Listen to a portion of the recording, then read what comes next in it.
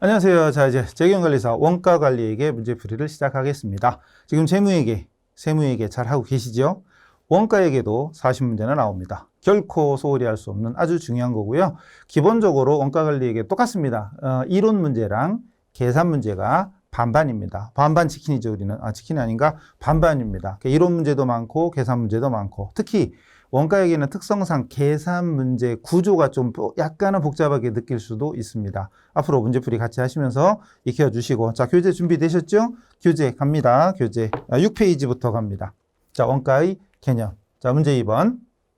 다음 중 원가액의 한계점 등에 대한 설명으로 올바르지 않은 것, 틀린 것.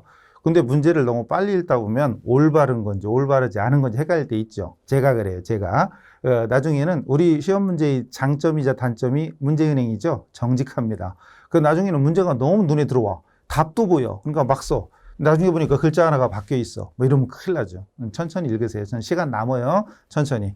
자, 올바르지 않은 겁니다. 1번. 원가액이 제공하는 정보는 화폐 단위로 표시되는 계량적, 숫자로 된 계량적 지표로서 비화폐적인 정보나 질적인 정보, 예를 들어서 그 회사의 노사 관계라든가 앞으로의 그 신제품 개발 능력이라든가 경영 능력, 이런 건 돈으로 화폐성 가치로 표시할 수 없는 거잖아요. 이런 건 제공하지 못한다. 당연하죠. 이건 회계의 모든 재무회계도 마찬가지죠. 이건 당연한 겁니다. 맞고. 두 번째, 원가액에는 객관적으로 측정 가능한 회계 자료를 기초로 해서 수익과 비용을 인식한다. 당연하죠? 그러나 경영자의 목적에 따라 다양한 회계 정보를 적용해야 되는 어려움이 있다. 이거 뭐지? 객관적으로 측정 가능한 자료를 기초로 수익 비용 인식하는 거. 이거는 원가회계가 아니라 재무회계 얘기하는 거죠. 재무회계. 원가회계가 아니라 재무회계입니다. 그리고 경영자의 목적에 따라 다양한 정보를 제공해야 되는, 이거 뒤에는 맞아요. 예를 들어서 제조업이니까 내가 어떤 제품을 생산할지, 품질 수준을 어느 정도에 맞출지, 원재료를 어떻게 조달할지, 여러 가지 경영자의 목적, 경영자의 목표 이런 거에 따라 달라집니다. 어쨌든 이게 틀린 거지요. 재무회계입니다. 객관적으로 측정 가능한 이런 건 재무회계. 관리회계는 제품 생산 이런 것들은 객관적으로 측정한 자료가 아니죠. 그 다음 제품의 원가는 기업이 채택하고 있는 원가 회계 방법에 따라 자동적으로 계산되기 때문에 측정한 시점에서의 원가회계가 모든 의사결정에 목적적합한 원가 정보를 제공할 수는 없다. 맞죠?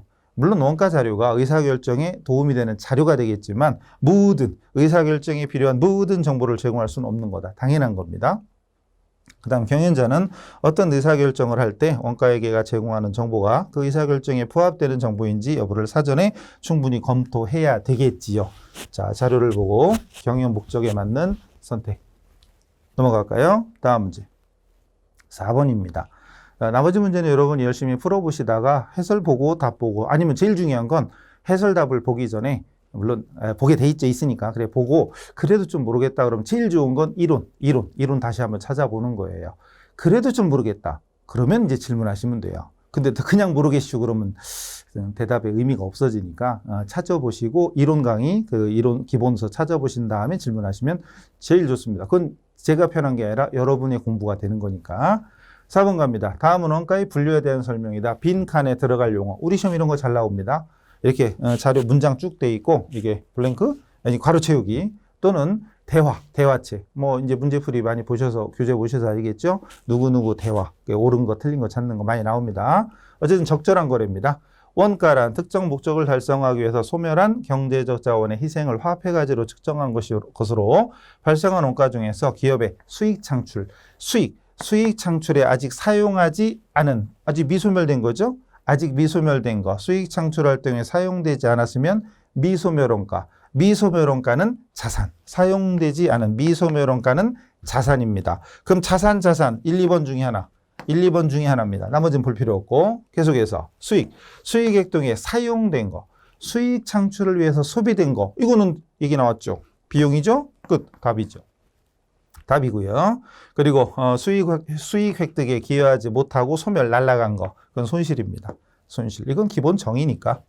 기본서, 기본 강의 요것만 들으셔도 충분히 할 수 있는 쉬운 기본적인 문제지요. 넘어갑니다. 교재 넘어가시고 나머지 문제 알아서 쭉쭉 풀어보세요. 그리고 6번, 이거 되게 중요해요. 여러분 교재. 여기는 아닌데 PPT 모든 걸 다 넣을 수는 없으니까. 자, 6번 보세요. 6번 그 그림 있죠? 되게 중요한 겁니다. 연구개발 단계부터 디자인, 생산, 마케팅, 유통, 고객 서비스 쭉 원가가 발생하는데 문제가 뭐냐면 자, 첫 번째 일반적으로 발생 당시에는 자산으로 간주되는 제품의 모든 원가를 의미한다. 그리고 목적에 따라 광범위하게 사용되고 있다. 아래 그림에서 일반적으로 인정된 회계원칙하에서 외부 보고, 포인트가 외부 보고예요. 외부 보고를 위한 재무제표 작성 시 의미하는 제품원가 범위가 어디냐? 되게 중요한 거죠. 생산원가 A입니다. 생산원가고 혹시 우리 교재에 보면 맨 뒤편에 최신 원가관리회계 중에 수명주기 원가 계산에 보면 이런 비슷한 게 있죠. 참조하시면 되겠습니다. 그럼 답은 간단하게 나왔죠. 1번.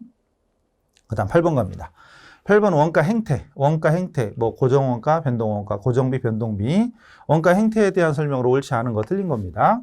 계단원가, 계단 모양 아시죠? 계단 모양. 계단원가는 일정 범위 또는 관련 범위라고도 합니다. 관련 범위 내에서 조업도 수준에서만 일정하다. 계단. 여기까지는 일정하지만 관련 범위를 벗어나면 증가 이거죠? 맞죠? 직접 재료원가, 직제, 변동원가. 변동원가의 대표적인 게 직제식노죠. 당연하죠? 맞죠? 단위당 변동원가는 조업도가 증가함에 따라 증가한다. 단위당? 그래프 머릿속에 그려져야 되죠. 고정원가는 총원가가 일정하고 단위당 원가는 감소하잖아요. 그죠? 근데 변동원가는 조업도에 따라 총원가는 증가. 조업도 증가하면 총원가 증가. 근데 단위당 원가는 일정하지요. 단위당 변동원가는 일정하다.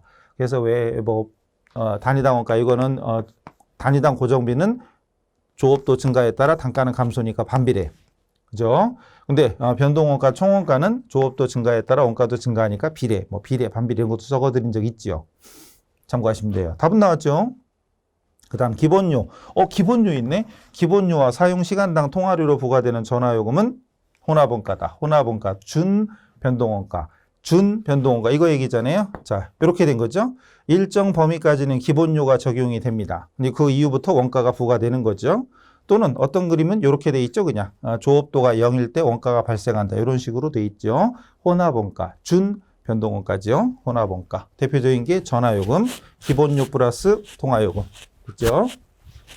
이거 헷갈리고 있다. 그럼 문제풀이 더 진행하는 것보다는 이론 강의를 다시 한번 듣기를 권합니다.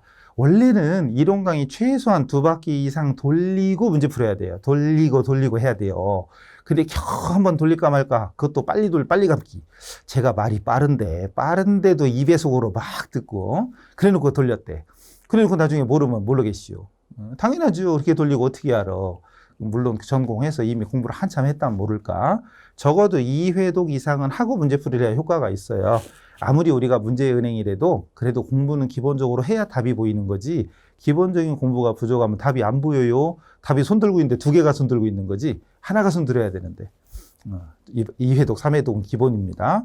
그리고 원가에게도 점수는 똑같아요. 자, 이런 건 우습게 맞춰야 됩니다.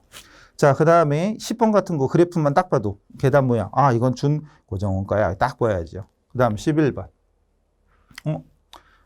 보자마자 답이 보이죠? 답이 보이잖아요. 통신 딱 보이고, 오늘 통신 보이고, 기본요금 딱 보여요. 방금 풀었던 문제잖아요. 기본요금의 시간에 따라 20원 요금. 또 볼 것도 없죠. 준 변동원가. 아까 혼합원가라고 했던 거. 준 변동원가, 혼합원가라고 했던 거 이거잖아요. 이건 준 고정원가는 계단 모양이고요. 그죠? 이건 진짜 거저먹기 공짜입니다. 오히려 나중에는 이렇게 쉬울 리가 없는데 있어요. 그렇게 쉬운 것도 있습니다. 엄청 쉬운 것도 많아요. 그래서 일단 우리 재경은 제가 처음부터 말씀드렸잖아요. 공부하기는 어려운데 합격하기는 쉽습니다. 공부는 기본적으로 어느 정도까지는 해줘야 돼요. 폭넓게. 깊이는 아니라고 그랬죠. 얇게, 아주 얇게 폭넓게 하시면 돼요. 그 대신 어느 정도 실력이 돼야 문제가 쉽게 풀리는 겁니다. 넘어갈까요? 자, 다음 10페이지, 12번부터 이런 것도 한번 쭉 읽어보시면, 또 이런 게 있죠. 어떤 분이 또 그새 또 게시판에 올렸더만 강의할 때 말씀드렸는데, 아무리 봐도 문제가 똑같아요. 이런 게 있죠. 아무리 봐도 문제가 똑같아요. 이런 게 2-3개 있죠. 왜 그런다고 그랬죠? 우리 시험 문제는 정직하니까. 문제은행인데 문제은행이 아주 정직합니다. 문제은행이라는 개념을 모르시면 이게 안 됩니다. 어쨌든 문제가 그대로 똑같이 정직하게 나오기 때문에 똑같은 게 그럼에도 두세 개 있다는 얘기는 제 종이를 많이 쓰려고 이렇게 문제를 많이 넣은 거 이게 아니에요. 그만큼 상대적으로 비중이 더 많이 나온다는 얘기예요. 사실은 여기 있는 하나밖에 없는 문제라 하더라도 시험에는 여러 번 나온 건데 두 개가 있다. 그 얘기는 사실은 더 많이 나왔다는 얘기예요. 그럼 여러분은 좋아라 해야지. 에이씨 똑같은 거네. 에이씨 이러지 마세요. 그런 분이 벌써 게시판에 올렸더만 승질도 급하셔. 강의 안 들었을 거야 아마. 강의 들었으면 오히려 좋아라 해야 돼요. 아 이런 게 우리 시험에 정말 많이 나오는구나. 넘어갑니다. 나머지 쭉 풀어보시고요. 오히려 12번부터 15번 이런 문제는 이론 문제니까 사실 여러분이 조금만 해줘도 금방 답이 나오는데 계산 문제를 아무래도 조금 더 많이 풀어드릴 거예요. 계산 문제를. 자, 그래서 16번 갑니다. 요건 좀 주의하셔야 돼요. 왜냐하면 기본 강의 시간 때 이거 자세히 안 해드렸던 거예요. 잘 보세요. 최근 2년 동안 총 고정 제조 간접 원가와 단위당 변동 제조 원가는 변화가 없다. 총 고정 원가랑 단위당 변동 원가. 총 고정 원가 일정이고 단위당 변동 원가도 일정한 거잖아요. 일정하다. 변화가 없다. 생산량과 총 제조 원가는 다음과 같다. X1년, X2년, 생산량, 제조 원가, 생산량, 제조 원가. 그리고 제조 원가에는 항상 고정비와 변동비, 고정 원가와 변동 원가가 있겠지요. 그 다음 X3년도에 총 고정 원가가 10% 증가한다. 라고 할 때 생산량이 400개라면 총 제조 원가는 얼마이겠느냐 이거죠. 근데 여기 지금 고정 원가가 얼마인가 안 나오잖아요. 그럼 이 자료를 통해서 고정 원가가 얼마인지를 알아야 10% 증가하면 얼마나 알 수 있죠. 쉬운 문제 아니네요. 그럼 이런 거 어떻게 푸냐? 자료도 없어요. 자, 이거 우리 시험에 나오는 거예요. 물론 자주는 아니지만. 그러면은 이 조업도, 생산량, 조업도의 차이와 원가의 차이 있잖아요. 그 차이를 가지고 원가를 추정하는 방정식, 그걸 고저점법이라고 하는데 제가 고저점법이라고 해서 사실 이게 따로 이게 언급되는 경우가 문제 없어서 내용을 안 실어놨는데 지금 이걸 잘 익히세요. 자, 높은 거, 최고 300단위에 80만 원이잖아요.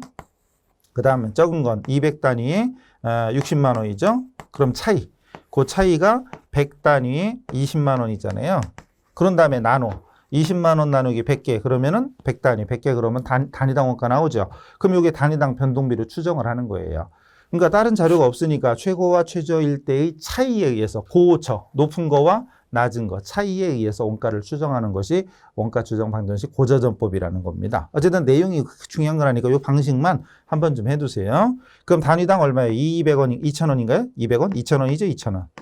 2,000원이 계산 안 눌러도 되겠죠? 2,000원. 자, 20만 원 나누기 100개 하면 2,000원. 맞죠? 네, 맞을 거예요.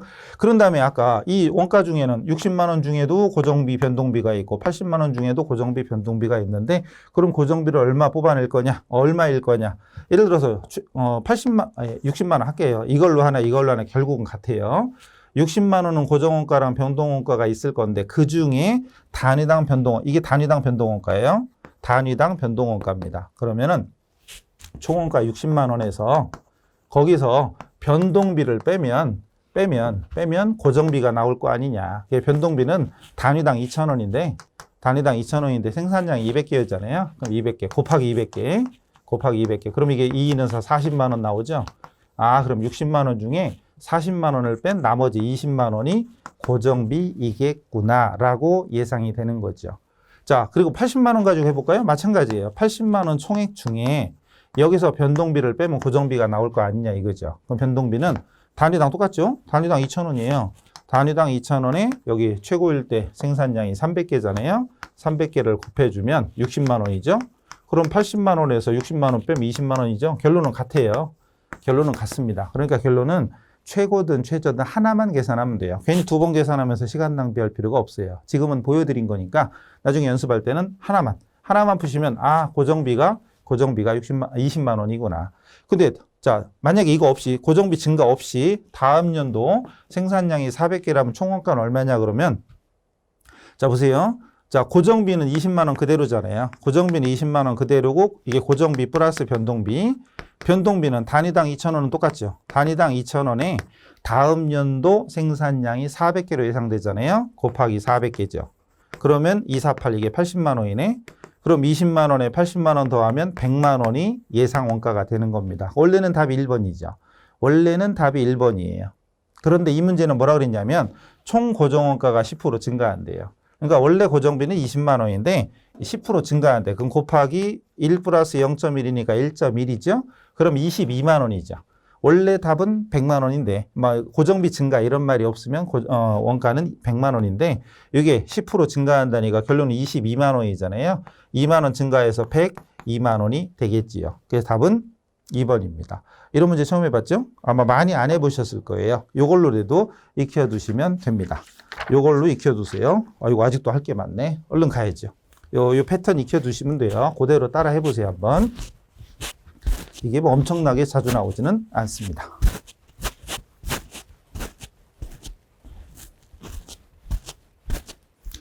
다음 갈까요? 다음 문제.